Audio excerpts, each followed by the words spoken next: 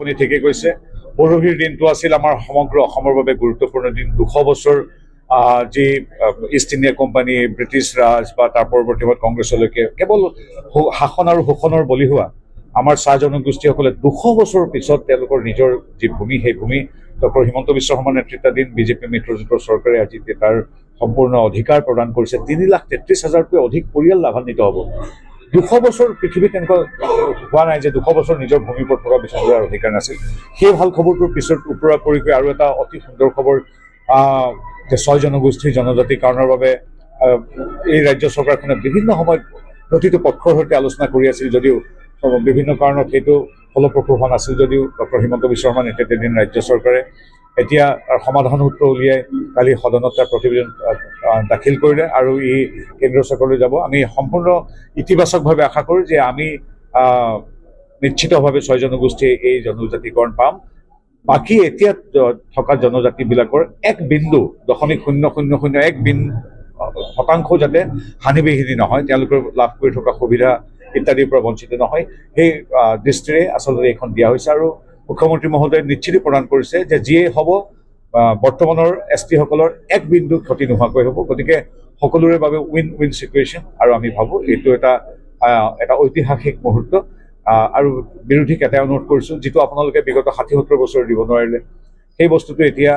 নতুনকৈ এটা ইতিবাচক চিন্তাৰে ভালকৈ এটা আগবঢ়াই নিয়া হৈছে আপোনালোকে তাত এতিয়া বেলেগ প্ৰপেগেণ্ডা কৰি ভুল কথা প্ৰচাৰ নকৰিব ভায়ে ভায়ে আপোনালোকে বিবাদ আৰু বিতৰ্ক তথা সংঘাতৰ সৃষ্টি নকৰিব আপোনালোকে নোৱাৰিলে আমাৰ বিজেপি চৰকাৰ পাৰিছে ইষ্ট ইণ্ডিয়া কোম্পানী ব্ৰিটিছ ৰাজৰ শোষণ শাসনৰ পৰা কংগ্ৰেছলৈকে নোৱাৰিলে আজি আমাৰ বিজেপি চৰকাৰে মোদী ডাঙৰীয়াৰ সহযোগত ডক্টৰ হিমন্ত বিশ্ব শৰ্মাৰ নেতৃত্বাধীন ৰাজ্য চৰকাৰে 200 বছৰ ভিতৰত চাহ বাগিচা মাটিখিনি দিছে সেইবিলাক আপোনালোকে নোৱাৰিলে স্বীকাৰ কৰি লওক কিন্তু এতিয়া এই সুন্দৰ পৰিৱেশ আপোনালোকে কলুষিত নকৰিব মই বিৰোধীক আজিৰ দিনটোত সেইটো আহ্বান জনাইছোঁ আপোনালোকে নিজৰ কাম কৰি যাওক আমি কাম কৰি যাম গতিকে আমি এনেধৰণে ৰাজ্যক সেৱা কৰি যাম আপোনালোকে সমালোচনা কৰাৰ অধিকাৰ আছে কৰি যাওক কিন্তু পৰিৱেশ বিনষ্ট কৰিবলৈ কেতিয়াও চেষ্টা নকৰিব আজিৰ দিনত এইটো আহ্বান এইটো এটা সমাধানত সকলো পক্ষই ভাবি সকলো পক্ষৰ লগত কথা পাতি কৰা হৈছে এটা বেলেগ ঠাইটোতো এইচ আৰু পি নাই ST হিলছ ST প্লেচ ভাৰতৰ ক'তো নাই অসমখন সুকীয়া প্ৰদেশ গতিকে অসমত তেনেকুৱা ধৰণৰ সমাধান সূত্ৰৰ কাৰণে কৰা হৈছে একেবাৰে গেঠালা মাৰি থকাতকৈ এটাতো এটা সমাধানৰ পথ লাগিব একেবাৰে একো নোহোৱাতকৈ যিটো কংগ্ৰেছে কোনোদিন চিন্তা নকৰিলে সেই গেঠালা মাৰি থকা বস্তুটোৰ শুদ্ধ সমাধানৰ বাবে এটাতো পথ লাগিব গতিকে সকলোবিলাক আমি অপেক্ষাৰ ভাল হ'ল কালিৰ দিনটো খুব শুভ দিন সমগ্ৰ অসমবাসীৰ বাবে ST সকলৰ বাবেও ST যিসকলে পাবলগীয়া আছে তেওঁলোকৰ বাবে কাৰণ কাৰো হানি বিঘিনি নোহোৱাকৈ এই কাম ডক্টৰ হিমন্ত বিশ্ব শৰ্মাই কৰিছে কিন্তু